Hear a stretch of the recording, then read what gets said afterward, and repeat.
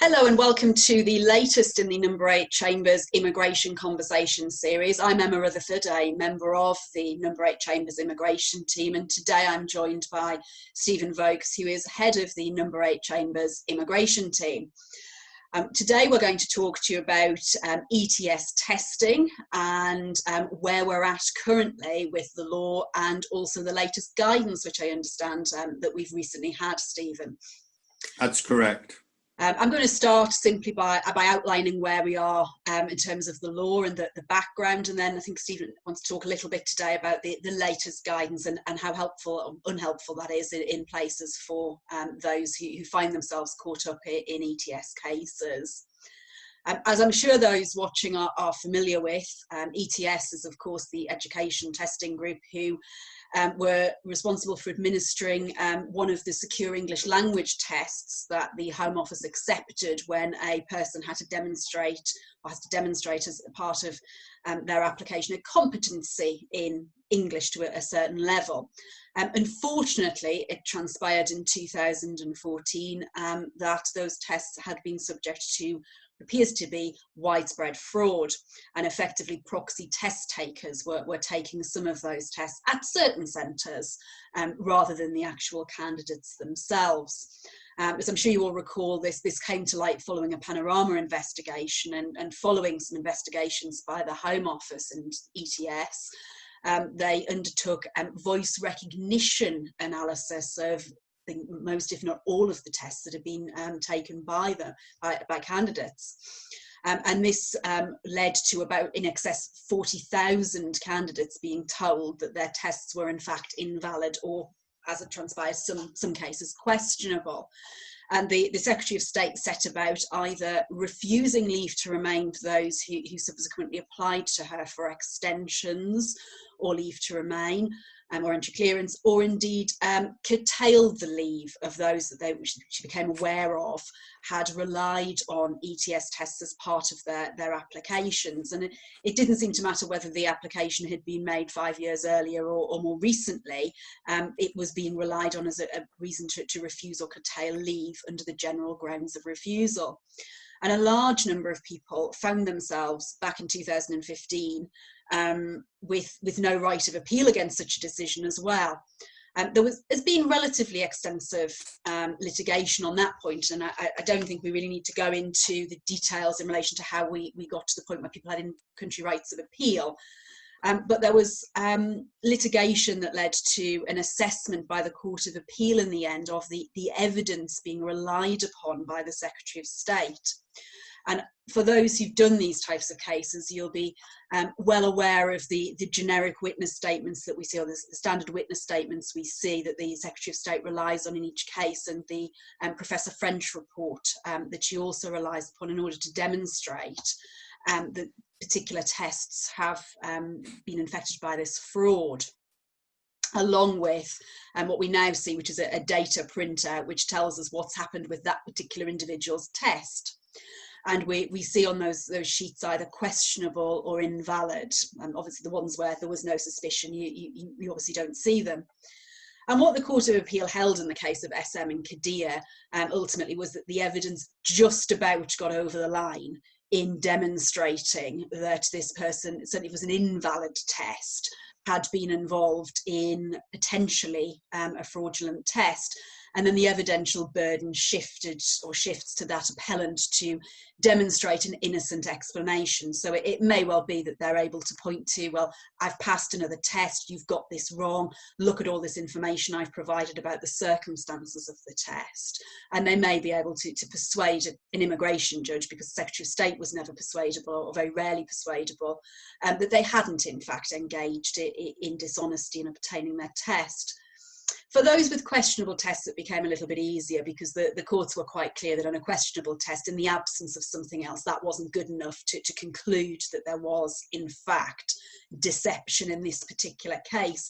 And sometimes the Secretary of State would interview, and you may see admissions of interviews or questions that are asked and answers that she wasn't satisfied by. By and large, those with questionable tests were okay, unless they said something rather silly in interview. But those who had obviously invalid tests and who were then found by judges or by the Secretary of State to have used deception find themselves in a very difficult position, or often find themselves in a very difficult position, because of course they're refused under the general grounds of refusal on the basis they've exercised deception or in the past behaved in a way that means their presence in the UK is not conducive to the public good.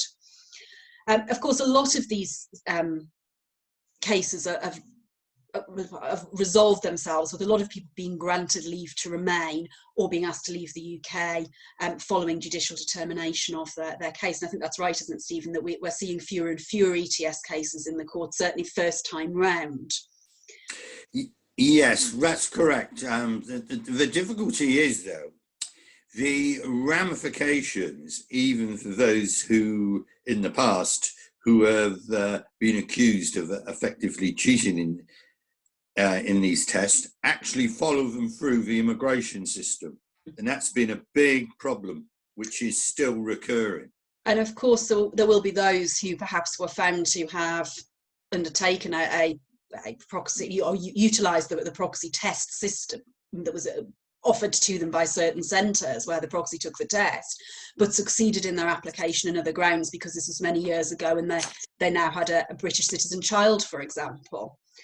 Presumably there are going to be ramifications for them later down the line when applying for further types of leave, even though they've succeeded in the short term.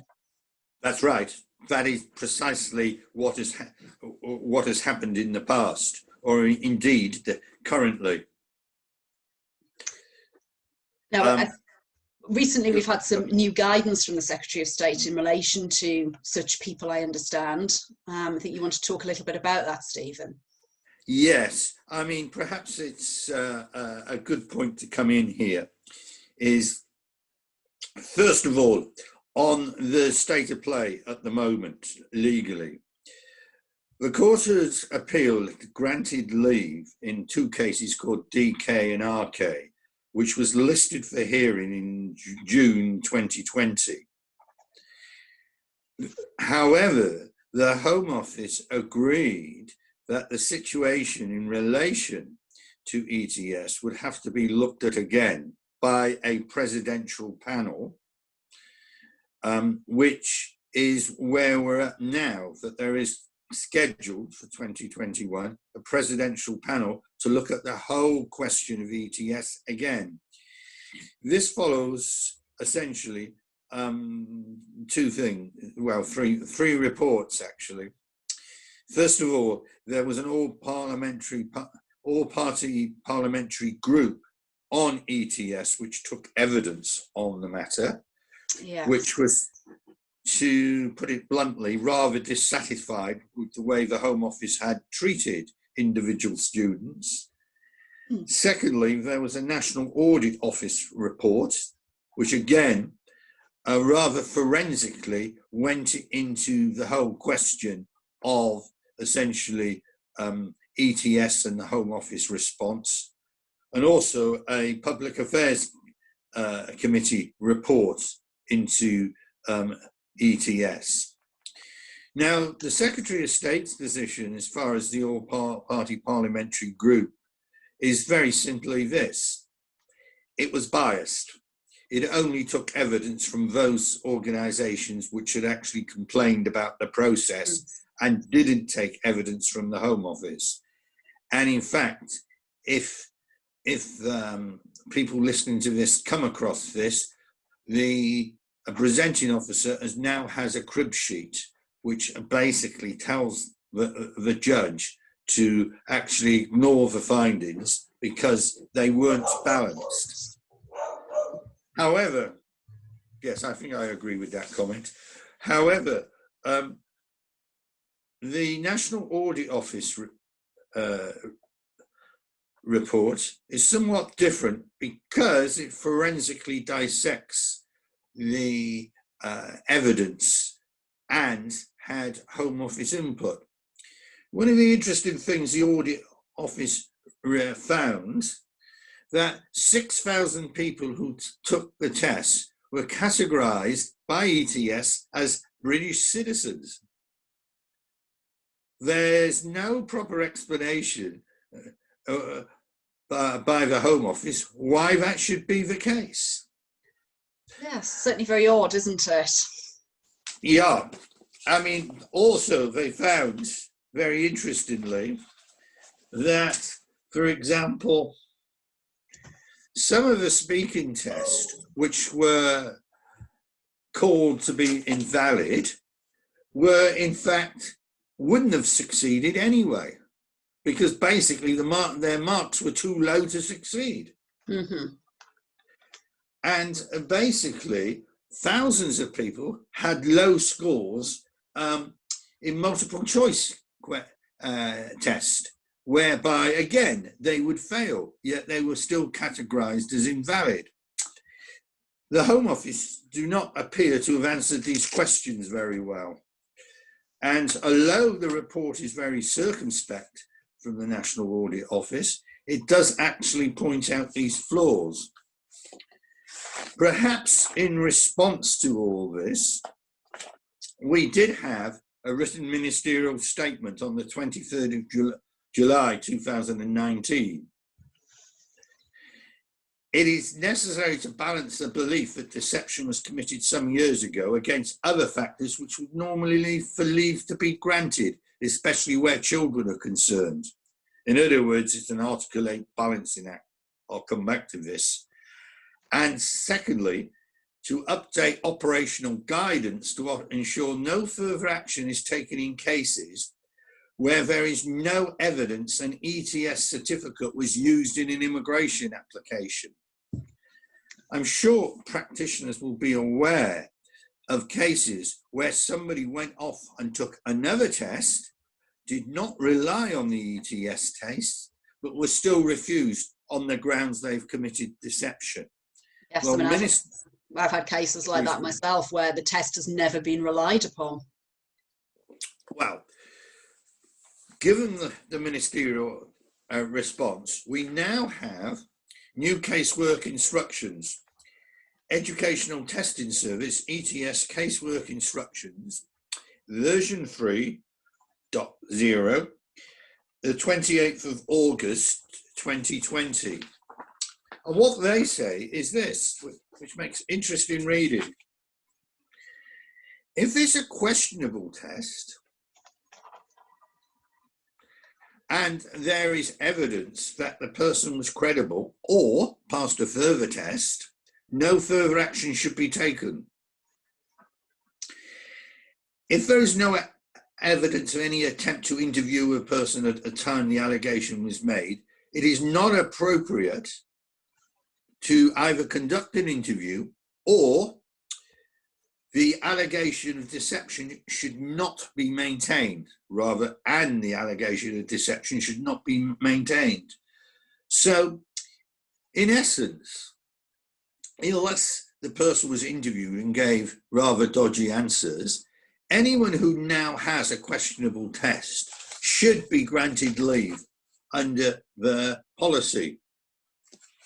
Secondly, in line with the ministerial statement, where a fraudulent ETS certificate was obtained but was not relied upon in an immigration application, Home Office systems must be updated and a note made that no further action is to be taken. In other words, that is not going to be used against a person when they apply for further leave.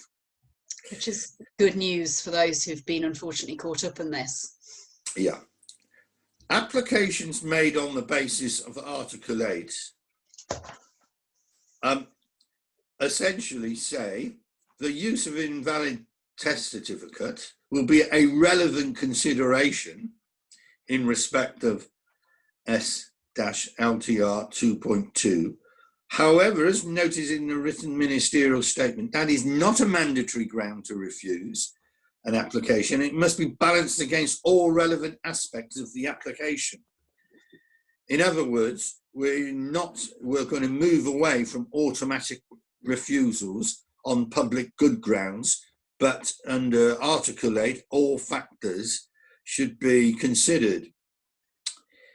Also, when it comes down for applications for ILR based on long residence, essentially confirmed use of an invalid certificate should not be raised as a reason for refusal in relation to the general grounds for refusal. If in circumstances where a grant of leave to remain has previously been made in spite of the ETS TOAC issue, unless any new information has come to light since the previous grant of leave. What that means practically is this: if in fact somebody reaches 10 years lawful leave, what there has been the practice of the Secretary of State is to refuse to grant them ILR on the basis that they can't meet 276B Roman 3, that in fact, which refers back to the general grounds of deception in 3225, on the grounds that their behaviour has been such that they don't deserve indefinite leave to remain, and the normal practice is to give them 2.5 years. That is no longer the case, although it should be noted that caseworkers are still refusing, because they haven't caught up, on their own policy. Indeed, I had a case a couple of weeks ago, where a direct access case, where as soon as the policy was pointed out to the Secretary of State in a judicial review application, the decision was withdrawn, and within 2 weeks, the person concerned was granted indefinite leave to remain. So that all in all, what we can say is the ETS saga is now moving on. Yeah. So essentially, if you have an invalid certificate, unless you've had an incriminating interview, you should be granted. Sorry, not invalid, questionable. Yes. Yes, my mistake. If you have a questionable certificate, that should be essentially, in normal cases, the end of the matter. Yeah. If you haven't used your fraudulent ETS, or what's alleged to be a fraudulent ETS certificate in your application, that can't be used against you. Yeah. If you, finally summarise, if you apply for indefinite leave to remain, if you've had leave on the basis of Article 8, whether you've used an invalid test certificate or not in the past, unless you've actually repeated the offence or something new has come to light, you should be granted your indefinite leave to remain. So that what is interesting in perspective is this: why did the minister make the original statement, and why have they changed their policy? It seems to me to indicate a degree of unease about the whole ETS affair, and the fact that ETS found that like 99% of the people who took the test at certain test centres were fraudulent, and their certificates were fraudulently obtained. So, yes, I mean, there certainly were some, I mean, obviously some test centres were quite low, tended to be publicly run colleges were quite low, but certainly the privately run colleges seem to be a very, very high percentage. And it's difficult to see how all those people were committing frauds in the way alleged by the Secretary of State, bearing in mind the numbers involved here. And clearly there have been people who have been wrongly accused. We know from all those that we've represented with questionable certificates along the way, where clearly the evidence, unless they've made admissions, just doesn't stack up to show deception.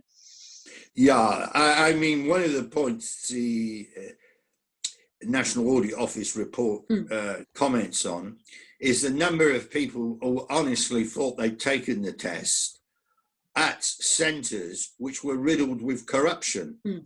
And of course, the point being is they thought they'd honestly taken the test. Whether their voice was then substituted, unknown to them, unwittingly, is another matter.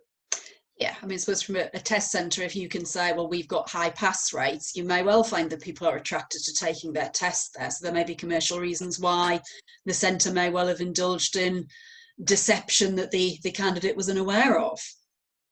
Yeah, you see, the difficulty is this: the ETS identified the site from the NAO report. Virtually every test in the UK is suspicious. I mean, essentially, I think there were, I'll just check now, 97% of tests all taken in the UK under the ETS banner were deemed to be suspicious, which... it's difficult to envisage that number of people deliberately engaging in a fraud. Yeah. And of course, the difficulty is every time one tries to get information about one's personal test, you can't. Yeah. The information that people are being provided with is very limited. I mean, I know that those who ask for recordings and things, you occasionally may get them, but very rarely is the actual evidence relating to your test beyond the lookup tool with your own individual result and what ETS say about it provided. Yeah, and the other thing, which of course the NAO report comments on, is you can't get any timings, you can't get any place, you can't get any record when the recording was made, and so on. And not only that, they point out there was never a pilot to test the ETS against. Yeah. So it looks like we're going to be in for another presidential decision on the ETS sometime next year, taking into account what the All-Party Parliamentary Committee said, taking into account the NAO. And I would say to practitioners, the NAO report is probably the best to use because it's more balanced and it does accept there was quite substantial fraud taking place within the system, but points out the weaknesses of the ETS identification of those who did actually commit fraud.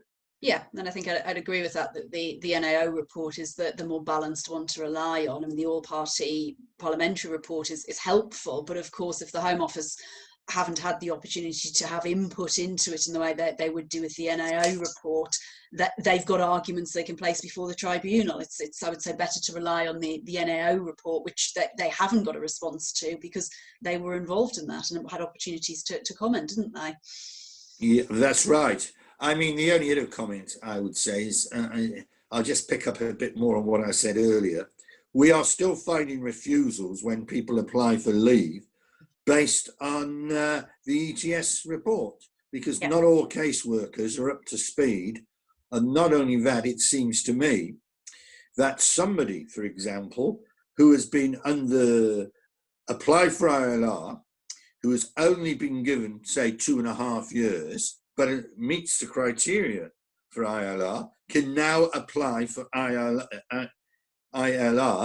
providing that, of course, that their ETS score has been looked at in the past and they've succeeded despite the allegation that their test was invalid. Which is good news for those who've been, as you say, given 2.5 years because maybe they've got to the 10 years, but they've got a British child, so they've got their limited leave, but should have really had indefinite leave to remain. Obviously, be presumably a group of people who've been denied ILR and haven't been given an extension because there was no other basis for them to do so, who may want to consider their position and be arguing, well, we should have had ILR previously, you shouldn't have refused it. Yeah, or indeed, essentially either that or we want our ILR now, because there's no reason for you to actually refuse to do this. Absolutely. So it seems to me that actually there is some good news for all those students out there who have actually fall foul of the ETS testing scheme.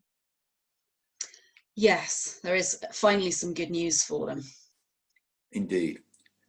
And I think that's about it for us at the moment. Yes, well, it's been lovely to speak to you, Stephen. Just to say, which I didn't say at the start, this is, of course, just an informal conversation between the two of us today, and obviously doesn't constitute any legal advice to anybody. We're just discussing some of the issues that are currently arising in this type of case. Lovely to speak to you today, Stephen. And to you, Emma.